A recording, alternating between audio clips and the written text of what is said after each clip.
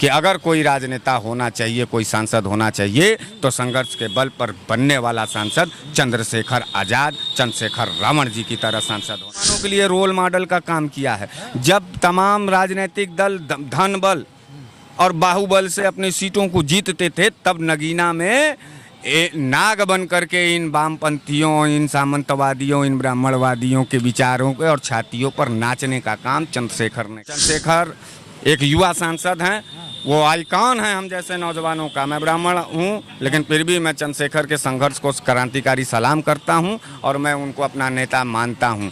यहाँ पर हमको तिरस्कृत कर दें कोई बात नहीं है, लेकिन संघर्ष के आधार पर मैं उनको गले पे लगाने के लिए तैयार हूँ। मेरा नाम बराना। जिस संविधान की लोग बात करके जाते हैं और संविधान की गरिमा बचाते हैं, आज एक संविधान को बचाने के लिए दलित परिवार की वजह से अगर देखा जाए तो दलित समाज से बहुत सारे सांसद पहुंचे हैं, लेकिन एक देखा जाए तो रावण पहुंचे हैं, चंद्रशेखर आज़ाद रावण। लेकिन जैसे ही पहुंचते हैं और जय भीम बोलकर, तो जय भीम बोलते हैं तो जय भीम सभी लोग, हमें लगता है कि वहां पे पहुंचे हुए तमाम सांसद महोदय जय भीम लेकर शपथ लेते हैं और शपथ लेने के बाद अगली कार्रवाई बड़ा कठिन होता है।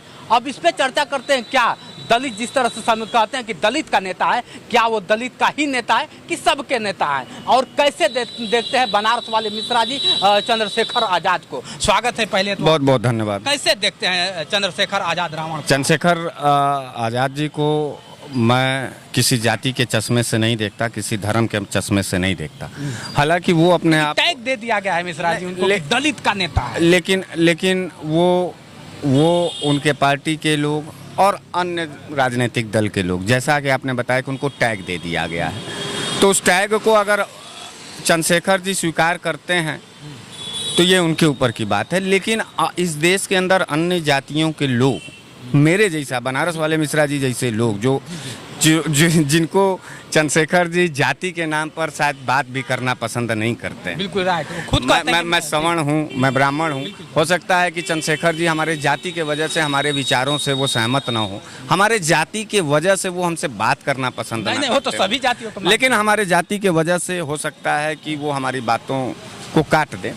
लेकिन मैं एक नौजवान होने के बाद, आंदोलन का नेता होने के बाद और विपक्ष का प्रमुख आवाज़ बनारस में होने के बावजूद मैं इस बात को गर्व से स्वीकार करता हूं कि अगर कोई राजनेता होना चाहिए, कोई सांसद होना चाहिए, तो संघर्ष के बल पर बनने वाला सांसद चंद्रशेखर आज़ाद, चंद्रशेखर रावण जी की तरह सांसद होना चाहिए। नौजवानों के लिए रोल मॉडल का काम किया है। जब तमाम राजनीतिक दल धन बल और बाहुबल से अपनी सीटों को जीतते थे, तब नगीना में नाग बन करके इन वामपंथियों, इन सामंतवादियों, इन ब्राह्मणवादियों के विचारों के और छातियों पर नाचने का काम चंद्रशेखर ने किया।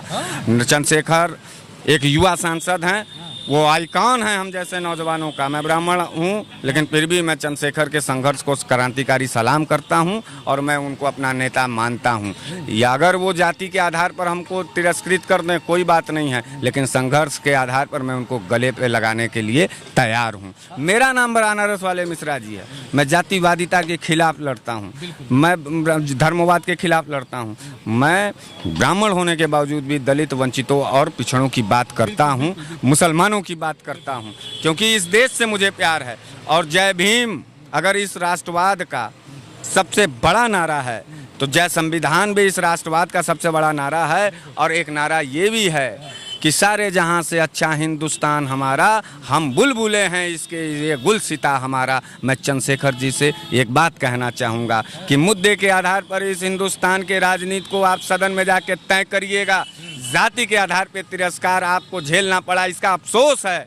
हम उसका बदला, हम आपके इस अपमान का बदला हम जैसे ब्राह्मण लोग खुद आपके पक्ष में जा कर के लड़ेंगे और कहेंगे अन्य वो भटके हुए ब्राह्मण मनुवादी टाइप के लोग, जो लोग ब्राह्मण, ठाकुर, भूमियार, इनको दलित के नाम पर इनको तिरस्कृत करते हैं, अपमानित करते हैं, उनसे लड़ने के लिए चंद्रशेखर जी की ज़रूरत नहीं। उनसे लड़ने के लिए बनारस वाले मिश्रा जी छाती तान करके लड़ने के लिए कहेगा और लड़ने का संकल्प लेता और कहेगा कि चंद्रशेखर जी तुम सदन में संघर्ष करो, हम तुम्हारे गरिमा और सम्मान और तुम्हारे अधिकार के लिए हम सड़क पर लड़ेंगे और अपने लोगों से लड़ेंगे। देखिए, भटके हुए लोगों को रास्ते पे लाने का एक प्रयास किया जा रहा है। नगीना लोकसभा क्षेत्र ने इतना बड़ा योगदान दिया इस देश के राजनीति को परिवर्तन करने में, जिसमें चंद्रशेखर रावण जैसे लोगों को सांसद बनाया। यही नरेंद्र मोदी जी थे, कह रहे थे हम चाय बेच के आए थे और बनारस से सांसद हुए, देश बेच दिए। हमें फक्र है कि एक गरीब दलित का बेटा जब बाबा भीमराव अंबेडकर के सिद्धांतों को आगे ले जाने के लिए सदन में जाके बोलेगा तो निश्चित रूप से पूरा सदन उस आदमी के बात को सुनेगा, उसके मुद्दे को सुनेगा और निश्चित रूप से भारत को एक नया नायाब नेता मिला है नौजवानों के रूप में, चंद्रशेखर रावण जैसा। और रावण जानते हैं, रावण जानते हैं, रामायण के कालखंड का एक पात्र है रावण।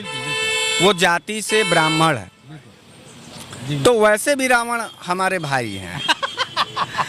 मिश्रा जी गजब, कहीं ना कहीं इनके में वो चीज है जिस रावण को लोग सतयुग में कहा करते थे कि रावण आएगा तो देश को नाश कर देगा, ये भी तो कहा जाता था। लेकिन आपको हम बता दें, इस धरा पर विद्वता का बहुत नहीं, विद्वता का पूजा होता है और ज्ञानी लोगों का सम्मान किया जाता है, वहाँ जाति नहीं देखे जाती। रावण की तरह अगर चंद्रशेखर रावण जी विद्वान हैं तो बेशक मैं उनका सम्मान करता हूँ, बेशक मैं उनकी पूजा करता हूँ। लेकिन कहीं अगर मानसिक खोट के आधार पर जातिवाद के शिकार अगर चंद्रशेखर जी हो जाएंगे तो आज हम एकदम स्पष्ट रूप से कहना चाहते हैं, आज हम उनका समर्थन और सम्मान उनके संघर्ष के आधार पर कर रहे हैं। लेकिन जैसे अन्य राजनेताओं का चेहरा हम लोगों ने देखा, बिहार में नीतीश बाबू को आप देखबे करते हैं, पलटन चाचा हैं, अगर ये कभी भी पलटने की कोशिश कर गए अपने राजनीतिक संघर्ष के बल पर, मुद्दों के आधार पर पलट जाएंगे। आप जिस तरह से देखते हैं, जितना अच्छा मतलब इनके बारे में सोच रखते हैं, आपको क्या लगता है कि भविष्य में बेहतरीन नेता है और बाबा भीमराव अंबेडकर का दूसरी पैदावार है चंद्रशेखर रावण। इसी के साथ जय भीम जय संविधान।